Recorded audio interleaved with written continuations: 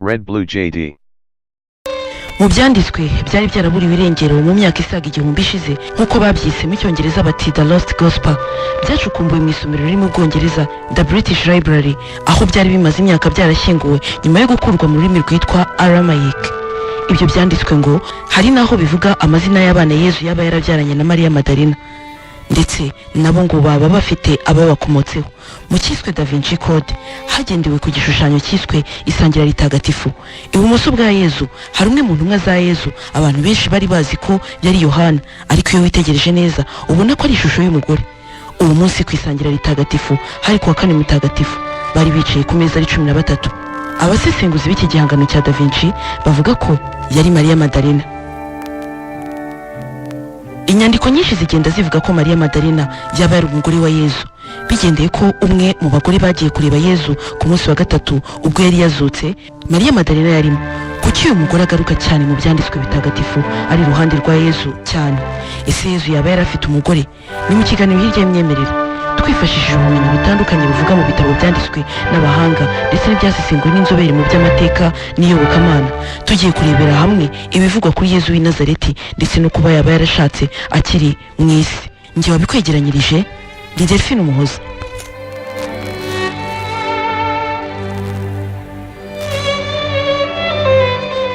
Ibi bihuha bivuga ko Yezu yacuditse na Maria Madalena, umugore uvugwa muri Bibiliya ko yari indaya. Byavuzweho menshi kuva kera kugeza ubwo abahanga mu ijambo ry'Imana bibateje impagarara kubera ko Maria Madalena baje gusanga afite amakuru menshi atari yarigeze amenyekana mu byanditswe bizwe. Maria Madalena avugwamo ko yagize uruhare rukomeye mu buzima bwa Yezu. Ni umwe mu bavugwa muri Bibiliya nk'umugore wakundaga Yezu cyane, yemewe ngo no mu mwizuka rye yari ahari. Mu Ivanjiri ya Luka avugwamo nk'umugore w'icyaha. Je pense que Jésus était tout pour Marie. Elle a assisté à ndakeka ko Yezu yari byose kuri Mariya. Mariya yari ahari Yezu yicwa, ndetse no mwizuka Mariya niwe muntu Yezu yabonekeye bwa mbere azuka. mais surtout à sa résurrection. Elle est la première personne à qui le Christ ressuscité est apparu. Kubera iki Maria Madalena? Kuki ari we wa mbere Yezu yiyeretse? Ibi si twe tubyibaza gusa, n'intumwa za Yezu zabigizeho ikibazo ubwo Maria Madalena yazaga kubabwira ko yabonye Yezu yazutse, nuko Petero ananirwa kubyumva. Aravuga ati se ibi byaba bivuze ko ari we yakundaga cyane kuturusha? Ni nkaho bibazaga impamvu yaciye ku mugore kugira ngo abamenyeshe ko yazutse kuruta uko yari kubisangira bo ubwabo. Maria Madalena unavugwa gake cyane muri Bibiliya, avuga inshuro 12 mu isezerano rishya gusa. Inkuru ye yakunze guteshwa agaciro n'abahanga mu iyobokamana, ariko ababikurikiranira hafi barimo uwitwa Barry Wilson ndetse na Simcha Jakobovich basemuye ibyo byanditswe byari byaraburiwe irengero, bavuga ko Maria Madalena nta gushidikanya ari umugore wa Yezu. Amakuru arambuye kuri ibyo byanditswe byari byarabuze yashyizwe ahagaragara mu mwaka wa 2014 ndetse hanakorwa filime documentaire kuri aya makuru. Igitabo gishya cyashyizwe ahagaragara mu mujyi wa London mu Bwongereza nanone kigaragaza ko Yezu yari yararongoye Maria Madalena bakabyarana abana babiri. Ibi nabyo biri mu byaje biteza urujijo n'impaka mu bakristo. Simcha Jakobovich na Professor Barry Wilson banditse icyo gitabo bacyita The Lost Gospel cyangwa se Ivanjiri yazimye. Bavuga ko Yezu atigeze abambwa kandi akaba yari afite umugore bagendeye ku busemuzi bakoreye inyandiko ya kera yari ibitse mu isomero ry'Ubwongereza. Icyo gitabo gihishura kuri uyu muryango wa Yezu ndetse n'umugore we Maria Madalena, kikavuga ko bari bagiye guhotorwa n'ubutegetsi bw'abaromani kubera imbaraga bari bafite. Abo bagabo bavuga ko ibyo byanditse ari amateka ya Yezu bavumbuye, avuga ko yashatse akanabyara nk'abandi bagabo basanzwe. Muri Bibiliya uyu Maria Madalena bavuga ko yashakanye na Yezu ni umugore wari umusambanyi, ariko Yezu akazamukiza bagiye kumutera amabuye. Bibiliya ivuga ko Mariya yaje kugaragaza ko yubaha kandi agakunda Yezu ubwo yamusukaga umubavu ndetse akanamwogesha amarira ku birenge akabihanaguza umusatsi we. Handitse ko Maria Madalena yari munsi y'umusaraba Yezu abambwa kandi ari nawe watangarije intumwa ze ko yazutse. Ibi bigatera benshi kubyibazaho, ese Maria Madalena kuki yabaga ari ahantu hose Yezu yari ari? Ubundi bushakashatsi bugaragaza ko impapuro za papyrus zatoraguwe muri Egiputa zari ziriho inyandiko yerekana ko Yezu yaba yarashatse. Izi ni inyandiko zatowe ahagana mu mwaka wa 2013. Nk'uko izi nyandiko ziswe Gospel of Jesus Wife, ni agace k'urupapuro aho hari handitseho amagambo ya Yezu ngo ubwo yavugaga ngo umugore wanjye, avuga umwe mu bagore bari kumwe n'intumwa ze witwaga Mariya. umwaka ushize niho hakozwe inyigo kuri izi mpapuro basanga zaba zaranditswe mu kinyejana cya 5 nyuma y'uko Yezu abayeho. Nibwo haje kandi kuvumburwa igice cya 2 cy'izi mpapuro mu 2014 bapimye basanga birahura neza n'izikurikira zari zaratowe mbere. Uwitwa Christian Askeland ni umwe mu bashakashatsi bize cyane kuri izi nyandiko, yatangaje ko nyuma yo gukora ubushakashatsi hifashishijwe datation par carbone 14 apimye urupapuro rwa 2 yasanze ngo ari igice cyo mu byanditswe bya Yohana cyakuwemo, rwanditswe imyaka 1200 ishize mu rurimi rwacitse ku isi hashize imyaka 300. Ibi byahagurukije abashakashatsi bo muri kaminuza ya Columbia bazobereye mu kwiga imyaka ikintu kimaze ku isi, nabo bapimye koko basanga n'urupapuro rukomoka mu nyandiko za Yohana. Ibi bituzana ku zindi nyandiko zavumbuwe mu mavanjiri yaburiwe irengero, havumbuwe ivanjiri ya Maria Magdalena ndetse n'ivanjiri ya Thomas. Iyi vanjiri ya Maria Magdalena kuri ubu ibitswe i Berlin, aho mu nyandiko zatoraguwe zimaze imyaka 2000 zanditswe basanzemo ubutumwa bwa Maria Magdalena, aho ngo yaba yarasobanuraga ko Yezu yamubonekeye. Muri izi nyandiko basobanura neza ko ubwo Yezu yasangiraga n'intumwa ze bwa nyuma akazibwira ko agiye gupfa ndetse kumwe muri bo azamugambanira, ngo intumwa zasaga nk'iziguye mu kantu. Izi nyandiko zisobanura ko burya atari ko byagenze nkuko mu ivanjiri ya Maria Magdalena bisobanuka ngo uwo munsi Yezu yasangiraga n'intumwa ze yazibwiye ko afite umugore. Maria Magdalena yari ahari, nuko amuberetse intumwa zimwe ngo zirarakara cyane ngo kuko zitari zarigeze zibimenyeshwa mbere. Mu ivanjiri ya Thomas ho handitse ko hahise havuka umwuka mubi hagati ya Maria Magdalena ndetse n'izindi ntumwa, ndetse benshi baranarakara batangira gutuka Yezu. L'évangile de Thomas ainsi que d'autres Ivanjiri ya Thomas ndetse n'izindi nyandiko bavuga ko Maria Magdalena yaba atarakundaga n'abigishwa bamwe ba Yezu, cyane cyane nka Petero. Usanzwe Petero avugwa nk'umugabo wagiraga amahane, nk'umuntu wari ugoranye cyane, comme quelqu'un de difficile.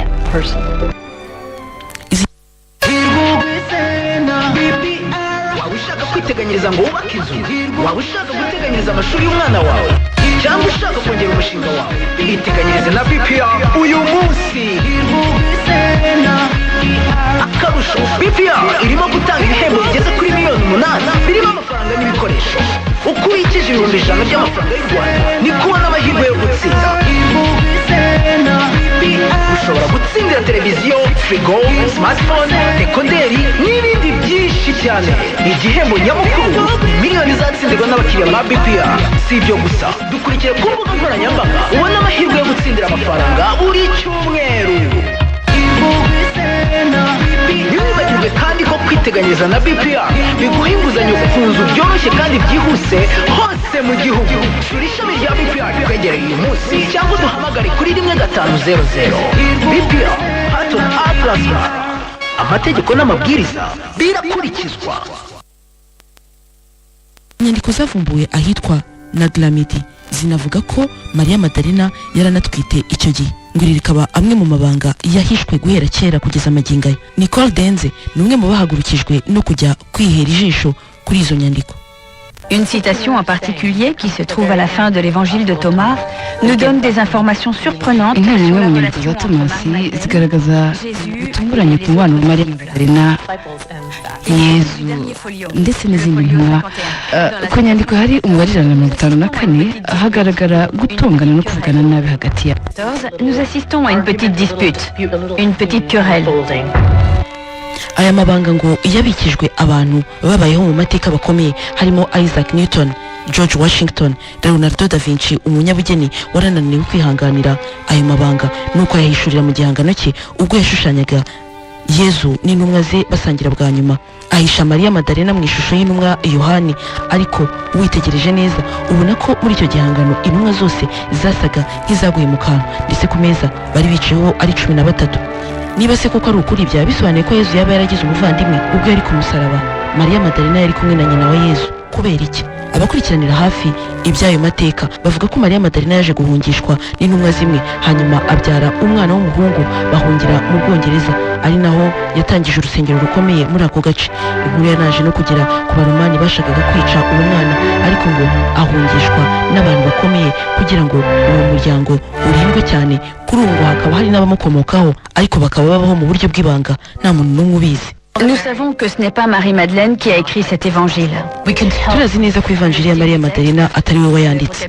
Uko yanditse amagambo yakoreshejwemo bitwereka ko yaba yaranditswe mu kinyejana cya kabiri, ni ukuvuga ni nyuma y'urupfu rwe, Donc bien après sa mort. ariko se niba atari Mariya Madarina wanditse iyo vanjiri, mu mico y'abayahudi bikaba bitari byemewe ko umugore avuga ubutumwa bw'Imana, ubundi abagabo bakaba aribo bavugaga ubutumwa. Iyi vanjiri yaje ite? Yanditswe nande? Kuki ubundi nyuma y'urupfu rwa Yezu Mariya Madarina atongera kuvugwa? Ni ikihe kintu kindi cyatubwira amateka ya Mariya Madarina tutagendeye kuri ibi? Bamwe banavuga ko Mariya Madarina ashobora kuba yari umugore ukize ndetse unakuze, bitandukanye n'ibyo abantu benshi bibwira ko Mariya Madarina ashobora kuba yari umuntu muto cyane. Bikaba bivugwa ko yaba yaranapfuye kuko nyuma y'ibyo atongeye kuvugwa. Ese ibi byose byaba bisobanuye ko ibyo twaba twari tuzi kuri Mariya Madarina atari byo? Ese koko twaba twarahishwe ubutumwa bukomeye nk'ubwo mu bitabo bitagatifu? Niba se koko ari byo, ni iki cyatwemeza ko ibyo ubusanzwe dusanzwe tubwirwa ari ukuri? Idini rikomeye ryarabyoroheje rigira riti ni amayobera matagatifu. Ikiganiro hirya y'imyemerere ni naho tugisoreje. Nkomeje kukwifuriza kugubwa neza. Red Blue JD.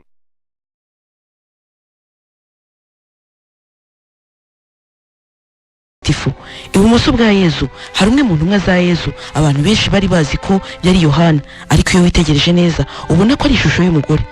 Uwo munsi ku isangira ritagatifu hari kuwa kane mutagatifu, bari bicaye ku meza ari 13. Abasesenguzi b'igihe Madarina yarimo, kuki uyu mugore agaruka cyane mu byanditswe bitagatifu ari iruhande rwa Yezu cyane? Ese Yezu yaba yari afite umugore? Ni mu kiganiro hirya y'imyemerere twifashishije ubumenyi butandukanye buvuga mu bitabo byanditswe n'abahanga ndetse n'ibyasesenguwe Red Blue JD. mu byanditswe byari byaraburiwe irengero mu myaka isaga 1000 ishize, nk'uko babyise mu Cyongereza bati The Lost Gospel. Byacukumbuwe mu isomero riri mu Bwongereza The British Library, aho byari bimaze imyaka byarashyinguwe nyuma yo gukurwa mu rurimi rwitwa Aramaic. Ibyo byanditswe ngo hari naho bivuga amazina y'abana Yezu yaba yarabyaranye na Mariya Madarina, ndetse nabo ngo baba bafite ababakomotseho. Mu cyiswe Da Vinci Code hagendewe ku gishushanyo cyiswe isangira ritagatifu igihangano cya Da Vinci, bavuga ko yari Mariya Madarina. Inyandiko nyinshi zigenda zivuga ko Mariya Madarina yaba yari umugore wa Yezu, bigendeye ko umwe mu bagore bagiye kureba Yezu ku munsi wa gatatu ubwo yari yazutse. Mariya